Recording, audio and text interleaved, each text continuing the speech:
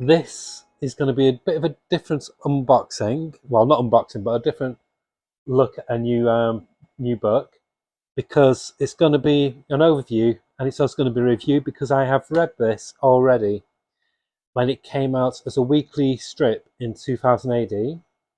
And this is Rogue Trooper Ghost Patrol by Alex de Campi and Neil Edwards. Obviously, the new Rogue Trooper movie is coming out. I think it's later on this year, by Duncan Jones. So there's a lot of hype and promotion by 2000 AD, which is how it should be. This is where companies like Marvel have dropped the ball because they don't really get on board and really push their comics to a level of recognition to tie in with the movie that's being released. Whereas Rebellion have really been building up to this. Rebellion, of course, being published as 2000 AD. So this is the most recent long-form Rogue Trooper story. Now, I adore this story. When it came out in 2000 AD, a few months back, I gushed over it. I was saying it's one of the best stories I've read in a long time of Rogue Trooper. However, the book, the packaging, wonderful, brilliant. However, I have a moan. And it's not really a moan just about this book. It's a moan about something that's cropping up more and more times, not just in graphic novels, but in books in general. And it's this. Why the hell can book companies not invest in removable stickers? This isn't a sticker, it's on the picture itself. It's a fake sticker, so you can't remove it. So this is going to age the book really badly, because in 2 years' time, a lot of more movies will come out, and the Rogue Trooper movie will be a footnote in cinema history. But this book will still be being published, and they'll be stuck with this on it. It happened with I'm thinking of recent cases. Damn, I'm getting brain farts. Oh, fuck's sake. The Vertigo title about the boy who is half deer, half human. No, it's gone. Fuck it. But they did it with Sandman anyway when the Netflix series was coming out. All the Sandman books had this sticker saying, now a Netflix series. Mark Miller had it with his, not Mark Millar, but Mark Miller had it. It really bugs me when people call him Millar. Like there's about 50 million R's at the end of his name. Um, I'm cranky today, dear me. I've surprised myself by how cranky I am just now. Fuck's sake. You know, if I was a professional, I'd stop this and start again, but I can't be bothered. I think this is quite funny. But what was I saying? Yeah, Mark Miller, when his book, when his series came out on Netflix as well, it had the horrible stick, and so on and so on. And loads of companies have done it. They've done it with different book series. Game of Thrones had that horrible thing where they had the still of the film of the series, and also they had a big unremovable sticker like this. Stop it!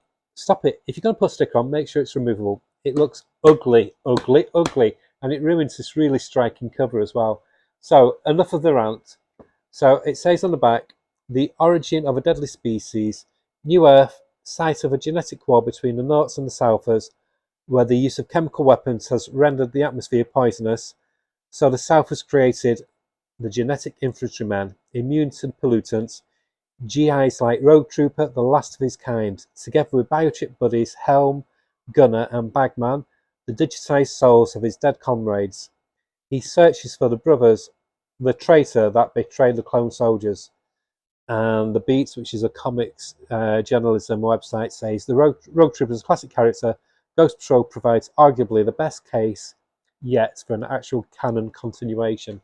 So you could think about this series as Rogue Trooper Year One.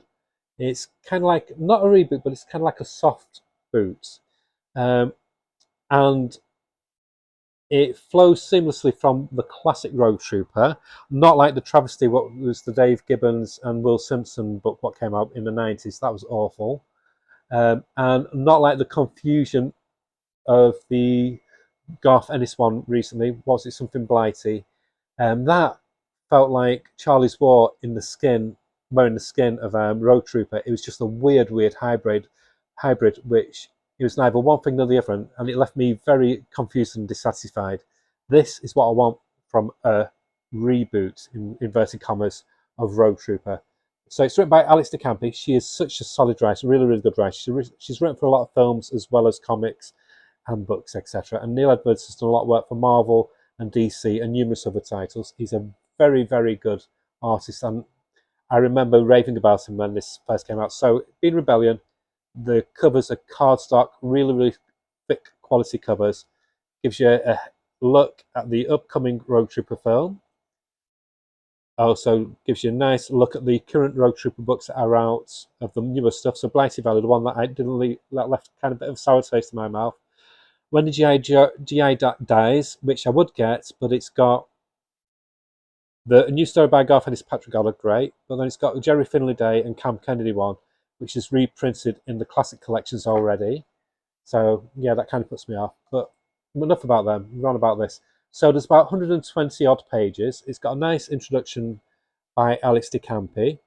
And she says how she loves, and I love that panel as well, says how she's got such a love for war stories. And it's inherent in this book. This feels like the Hurt Locker version of Rogue Trooper. It's got all the classic tropes that you want from a good Rogue Trooper story, but it delves deeper and it puts a more polished spin on it, a more grown-up spin on it. It's not just a boy's own adventure anymore. It's a very thoughtful, modern-day warfare story. So the introduction is really interesting. The art, the paper, by the way, is really high quality.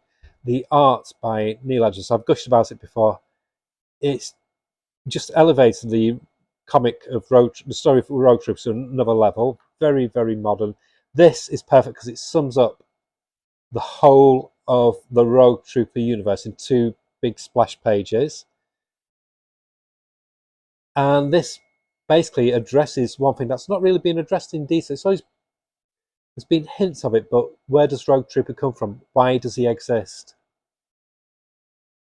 And it does it in a great way. It's got shades of Aliens as well to it. It's like futuristic war, and the link, it doesn't feel jarring. It's not jingoistic. It's just natural conversation, and the supporting cast, like the characters here, are fascinating as well. So it's not just Rogue Trooper who plays a strong part. The supporting cast you get attached to as well. I mean, talk about an iconic shots here. So you got Rogue Trooper with helm, Bagman, and Gunner all in place. And again here, through the sight of a futuristic guns telescope. And what I like about the colouring, it's vivid, it's vibrant, but it's not garish. And you can feel the pollution in the atmosphere with the colour of the skies. So each of the sportscasts have a good backstory. He's got a really fascinating story, obviously, as you can see here. You know, he's experienced war firsthand. And it shows that war is ugly, whichever side you're on. This is a really clever and fun departure. It shows how tactical the enemy can be and how they use whatever weapons, psychological mind games, etc., to get the upper hand. Each side is the same. No side is really pure when it comes to war. And there's a really good, I think it's this one, coming up to it soon. Yeah, here we go. So the GI Genetic Infantrymen, so Rogue Trooper, really fascinating creation. But then you've also got these girls here who aren't what they seem. It's almost like in Terminator 2, where you've got the T2 version. That's what these are like. These are like the next level, almost like virtually indestructible. So there's more mysteries, and again, it gives you the emphasis on what the chips do, how they are stored. Again, it's just, Oh, it's just wonderful.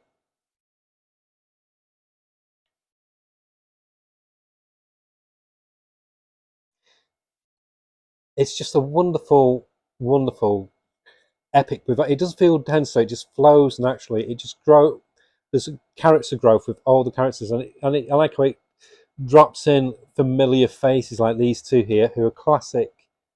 Um, they're one of those. They're kind of like lovable villains. They're not really evil. They're just out to get what they can get from either side.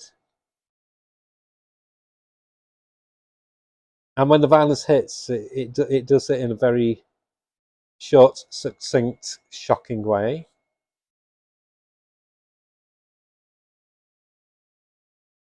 I mean, look at that. Just the whole design of that page is just superb. This is why I wanted to get the book. Obviously, as I mentioned a few episodes ago, I've stopped getting 2000 AD apart from Judge Dredd magazine because I'm really loving the quality of the stories. And inevitably, I was buying the stories anyway when they came out in collected editions, and this is how I read 2000 AD now, apart from the magazine, which I like the magazine format. And it's just a really nice luxury way of revisiting these stories. And obviously, in a year or two's time, these stories will be new stories to me because I've stopped reading them in weekly. But yeah, there's so it's got this perfect fusion of classic Rogue Trip, and then it introduces these new elements, but they feel timeless. They feel like they've always been there, like with um, these deadly assassins. As I say, the female is the deadliest of the species, and it's very, very true in this instance.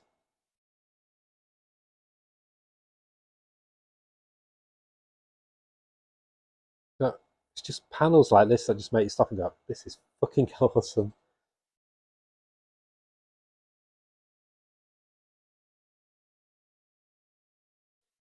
I I will say, and it's true with like writers in America as well, like Kelly Thompson, etc., and Gail Simone.